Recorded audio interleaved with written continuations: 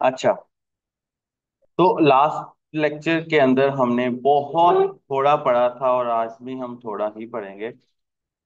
ठीक है। आज आप लोगों को आपका टास्क बता देता हूँ, कोड में पुश कर दूंगा। आप लोगों का टास्क सिर्फ इतना है कि आप लोगों ने ऐसा ही एक कैलकुलेटर बनाना है। आप लोगों ने ऐसा ही एक कैलकुलेटर बनाना है। आप लोगों का टास्क सिर्फ इतना है। सिर्फ इतना। मैं आप लोगों के साथ आपकी हेल्प भी करूंगा। Let's see.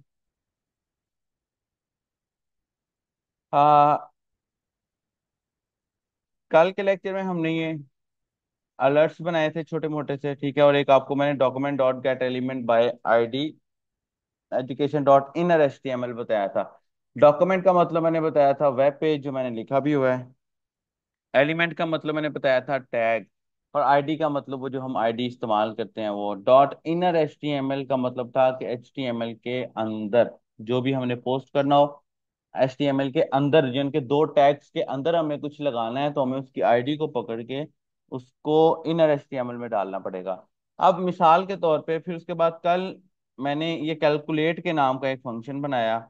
और कैलकुलेट के नाम का फंक्शन बना के ये ये लगाया कैलकुलेट, ठीक है। अब कैलकुलेटर बना के दिखाने का मकसद सिर्फ इतना है कि आपको लॉजिक की समझ आए कि ये चल कैसे रही है। देखें, हम बटन पे क्लिक करते थे तो अलर्ट शो होता था। यहाँ तक कोई क्वेश्चन तो नहीं है किसी का। सिंपल अलर्ट कल आप लोगों ने कराया ना, वैल्यू भी करवाई। हमने वही किया हुआ है कि बटन पे क्लिक कर रहे हैं तो उसकी वैल्यू को। अब मैं ये चाह रहा हूँ कि मेरी ये बटन की जो भी वैल्यू है ये इसके अंदर आए, इस इनपुट के अंदर। कैसे आएगी? ठीक है। अच्छा, एक तरीका था कि हम जावास्क्रिप्ट को लेके चलते रटे वाली साइड की बेस के ऊपर। स्ट्रिंग क्या होता है, वेरिएबल्स क्या होता है, हमने उसको इम्प्लीमेंट करना शुरू कर दिया है। ठीक है, ये थोड़ा सा मुश्किल होता है, लेकिन जब ये आ जाए फिर आपको जो 2 4 5 दिन आपने रट्टा लगाना था ना, उसकी जरूरत नहीं पड़ती है। तो इस चीज का ख्याल रखना है। अच्छा, अब ये मेरे पास बटन थे और ये मैंने कैलकुलेट किया। मैं चाहता हूँ कि मेरी वैल्यू इसके अंदर आए, जैसे कि आम कैलकुलेटर में आती होती है। So what I will do, मैं यहाँ पर एक आईडी लगा दूंगा कैलकुलेशन के नाम से। ठीक है। ये कैलकुलेशन के नाम से आईडी लगाने के बाद मैंने बोला इसे कि भाई डॉक्यूमेंट, डॉक्यूमेंट का मतलब क्या था, web page, gate element by ID.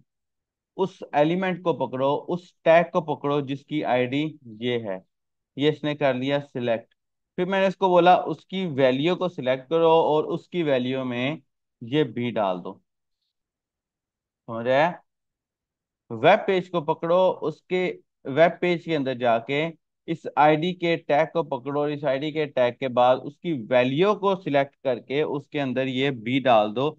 और ये बी वही है जो मैंने पैरामीटर में पास करवाया। अब ये देखिए जरा, मैं 0 लिख रहा हूँ वो 0 आ रहा है, 1 लिख रहा हूँ 1 आ रहा है, 2 लिख रहा हूँ 2 आ रहा है, 3 लिख रहा हूँ 3 आ रहा है। लेकिन एक मसला है, जब हम आम कैलकुलेटर चलाते हैं तब तो 1 to 12 होता है। लेकिन यहाँ पर मैं जब 0 1 2 लिख रहा हूँ तो वो इसको रिप्लेस करता जा रहा है। इसकी क्या वजह है?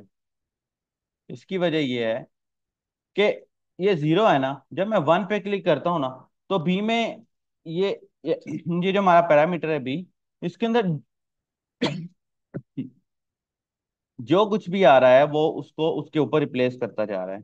ये देखिए 1 1 2, तो कहता है जो भी वैल्यू है उसको छोड़ दो, जो नई वैल्यू आ रही है उसको पकड़ लो।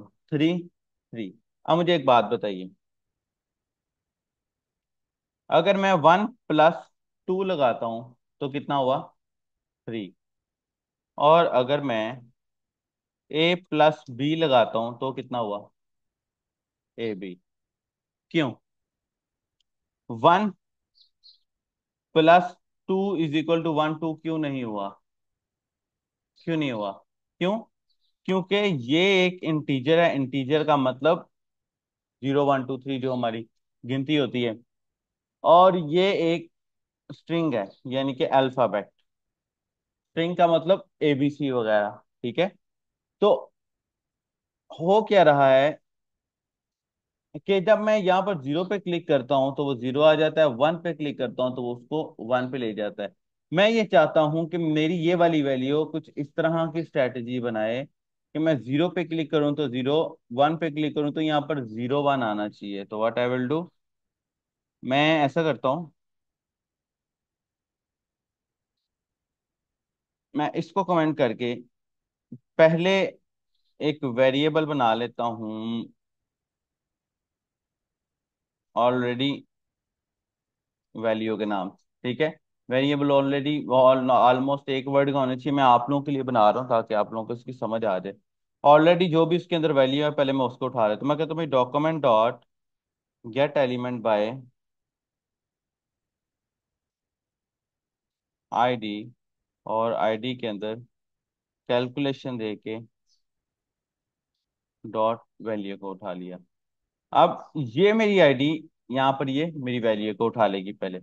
उसके बाद मैं कहता हूँ भाई एक और वेरिएबल बनाओ, VAR का मतलब वेरिएबल, ठीक है। आमतौर पे अगर आप लोगों ने सी प्लस प्लस पढ़ी हो या जावा जावा पढ़ी हो तो उसमें आपको हर वेरिएबल की टाइप देनी पड़ती है कि भाई ये स्ट्रिंग है, जैसे कि ये देखो, ये स्ट्रिंग है या ये इंटीजर है।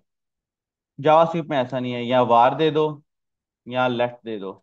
अगर आप वार के अंदर मिसाल के तौर पे मैं वार न्यू वैल्यू, अगर मैं डबल कोट्स में कुछ लिखूंगा तो दैट विल बी स्ट्रिंग। अगर मैं विदाउट डबल कोट्स लिखूंगा तो दैट विल बी इंटीजर। बाकी अगर मुझे कोई नंबर देना है तो मुझे विदाउट डबल कोट्स लिखना है, और अगर नंबर कोई अल्फाबेट देना है तो मुझे विद डबल कोट्स लिखना है। मैं ये करता हूँ, मैं ऑलरेडी वैल्यू को उठा के प्लस बी के अंदर लगा देता हूँ, ठीक है। और यहाँ पर दिस वन, और यहाँ पर न्यू वैल्यू को इसके लगा देता हूँ। अब ये देखिए जीरो पे किया, इस पर वन पे लेके आऊं, ये देखिए वन आ गया। क्यों? अब वो एक्चुअली इसको एज अ स्ट्रिंग ले रहा है, और जीरो के अंदर जब वन को रिप्लेस करते हैं तो वो उसको प्लस कर देता है, तो वो उसको प्लस कर देता है, ठीक है। थ्री पे लेके आते हैं तो वो उसको फिर से plus, plus four, five, six, seven, minus, plus nine. समझ आया? क्लियर है? कोई क्वेश्चन?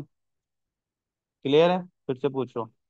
अब देखो, अब ना यहाँ पर हम एक कंडीशन को इस्तेमाल कर सकते हैं। मैं चाहता हूँ यार जब मैं सी पे क्लिक करूँ ना तो ये खाली हो जाए, सी ना आए। मिसाल के तौर पे मैं जीरो, मैं इसके अंदर वन, टू टू ये कुछ वैल्यू डाल, मैं चाहता हूँ यार जब मैं सी पे क्लिक करूँ तो ये खाली हो जाए। ऐसे ही होता है ना कैलकुलेटर में जब सी पे क्लिक।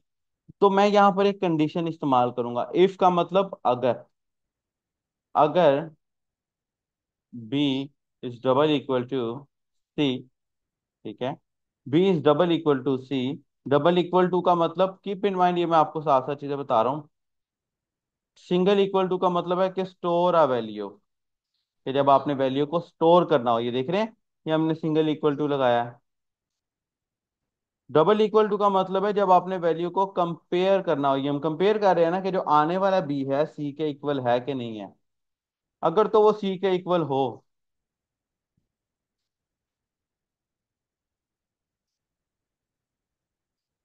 अगर तो वो सी के इक्वल हो तो एग्जैक्ट यही वाली वैल्यू उठाई जाए और उठा के इसको नल कर दिया जाए। और अगर नहीं हो तो जैसा चलता है वैसे चलते रहने दो। ये देखो, डबल इक्वल टू का मतलब है कि अगर B is double equal to C, आप ये देखिएगा रिफ्रेश किया, ये मैंने वन थ्री टू लगाया, ये मैंने सी पे क्लिक किया तो वो देखें खाली हो गया। मैं दोबारा वन सिक्स, सी पे क्लिक कर रहा हूँ, खाली हो गया। क्यों? क्योंकि मैंने document dot gate element by D calculation के अंदर डॉट वैल्यू के अंदर इसको खाली वैल्यू दे दी।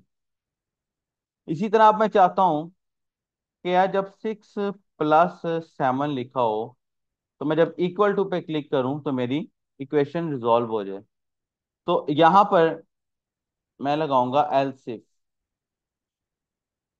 ये देख, इसको उर्दू में समझने की कोशिश करें, ठीक है।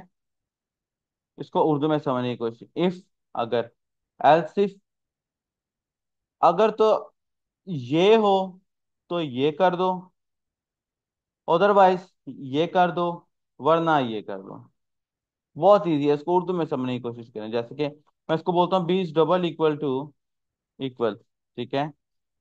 So now what I will do, मैं इस ऑलरेडी वैल्यू को पकड़ूंगा। ठीक है। सेम एक ही कैलकुलेशन हमें बार बार लगानी है। मैं इस ऑलरेडी वैल्यू को यहां से पकड़ रहा हूं। पकड़ने के बाद जस्ट मैं डॉक्यूमेंट, बल्कि मैं जस्ट ये वाला पोर्शन उठा लेता हूँ। ठीक है। ऑलरेडी जो वैल्यू थी अंदर, उसमें आप प्लस लिखा है माइनस लिखा है, जो भी लिखा उसको मैंने पकड़ लिया। जावास्क्रिप्ट का एक फंक्शन है दोस्तों इवैल के नाम से, इवैल ऑलरेडी वैल्यू। इवैल क्या करता है, अगर आप इवैल के अंदर 2 + 2 लिखोगे ना, तो ये आउटपुट में आपको 4 दे देगा। अगर आप इसके अंदर 2 + 2 -4 + 9 +0 +this 1 -this 1 divide this 1 multiply by जो भी लिखोगे ना, ये आपको सोल्यूशन निकाल के दे देगा। ठीक है। अब ये देखें क्या होता है। ये मैंने ये किया, मैं कहता हूँ 1 2 + 7 = 84, ये मल्टीप्लाई हो गया था, समझ आया। मैं दोबारा लिख रहा हूँ, 100 × 3 300। कैलकुलेटर बन गया, कितना आसान है। आपको पता है, अगर ऐसा कैलकुलेटर आपको कोई क्लाइंट बनाने को दे देता है, तो आप कम से कम उससे $100 चार्ज करते हैं। ठीक है। और मुझे ये बनाने में मेरे ख्याल में कोई 20 मिनट से ज्यादा नहीं लगे। ठीक है। ये तो आप लोगों को समझा रहा था तो मुझे टाइम लगा। मेरे ख्याल में 5 मिनट की गेम है ये सारी।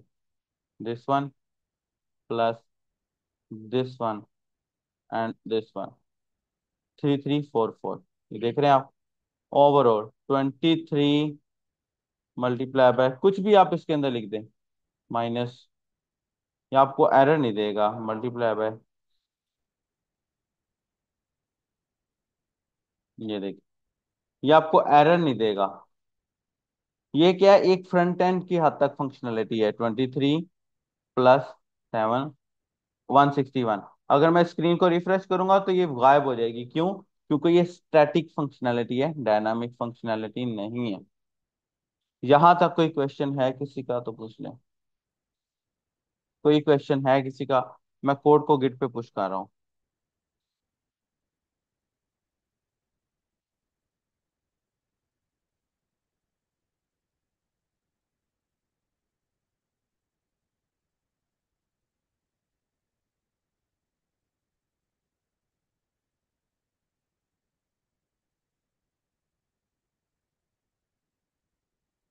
यहां तक किसी का कोई क्वेश्चन है तो पूछ लें। ये बहुत ही थोड़ा मैंने पढ़ाया आप लोगों को, बहुत ही थोड़ा। अब इसके बाद भी आपको ना आए तो फिर वफात पा जाना। बहुत थोड़ा है ये। कितनी लाइनों का कोड किया है जब से मैं आया हूँ? 1 2 3 4 5 6 7 8 9 10। किसी सॉफ्टवेयर हाउस में जाएं आप, तो डेली 10-10 हज़ार लाइनों का कोड करते हैं लोग। 10-10 हज़ार लाइनों का।